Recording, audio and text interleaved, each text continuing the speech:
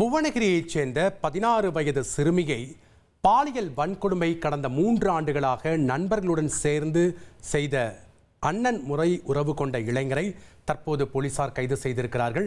4 பேர் மீது இந்த விவகாரத்தில் போக்சோ வழக்கு பதிவு செய்து 3 பேர் தற்போது வரை கைது செய்யப்பட்டிருக்கிறார்கள்.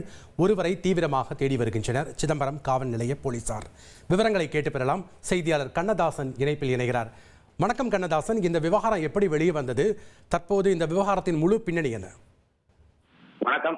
சிதம்பரம் அருகே புவனகிரி பகுதியைச் சேர்ந்த 16 வயது சிறுமி ஒருவர் பள்ளியில் படித்து வருகிறார். இந்த மாணவியின் உறவினரான மேல் புவனகிரி கோட்டமேடு தெருவை சேர்ந்த அண்ணன் உறவுமுறை உறவினரான 24 வயது உடையவர் கடந்த 2021ஆம் ஆண்டு அப்போது மாணவி 13 வயதில் 8ஆம் வகுப்பு படித்த போது பருவமடையாத நேரத்தில் அந்த மாணவியை பலமுறை பாலியல் பலாத்காரம் செய்துள்ளார். பின்னர் இது குறித்து அவர் தனது நண்பர்களுக்கு கூறியதாக தெரிகிறது. இந்த நிலையில் அதே பகுதியை சேர்ந்த அரவிந்த், சூரிய பிரகாஷ் என்கிற ஆதி, மேல்பூனையை சேர்ந்த காதலன் சக்தி ஆகிய மூவரும் சிறுமியிடம் தனித்தனியாக பேசி நடந்த சம்பவத்தை கூறி அவரை மிரட்டி சிறுமியை பாலியல் பலாத்காரம் செய்துள்ளனர். இந்த நிலையில் சிறுமியின் நடத்தையில் சந்தேகம் அடைந்த அவரது தாய் இது குறித்து கேட்டபோது அவர் எதையும் கூறவில்லை.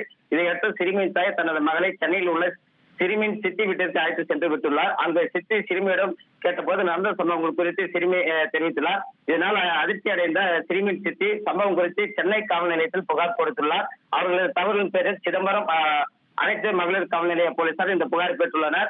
பின்னர் புகார் பெற்ற போலீசார் போக்சோ சட்டத்திற்கு சூரிய பிரகாஷ் என்கிற ஆதி, சக்தி, அரவிந்த் ஆகிய 4 பேர் மீதும் வழக்கு பதிவு செய்து விசாரணை நடத்தினர். இந்த சம்பவத்தில் அரவிந்த் என்பவர் மட்டும் தலைமறையாகிவிட்ட நிலையில 4 பேர் மீதும் போக்சோ சட்டத்திற்கு வழக்கு பதிவு செய்து 3 பேரை கைது செய்து நீதிமன்றத்தில் ஆஜர்படுத்தி சிறையில் அடைத்தனர். தலைமறையாகியுள்ள அரவிந்தை போலீசார் வலைவீசி தேடி வருகின்றனர். இந்த சம்பவம் புவனகிரி பகுதியில் பெரும் அதிர்ச்சியை ஏற்படுத்தியுள்ளது.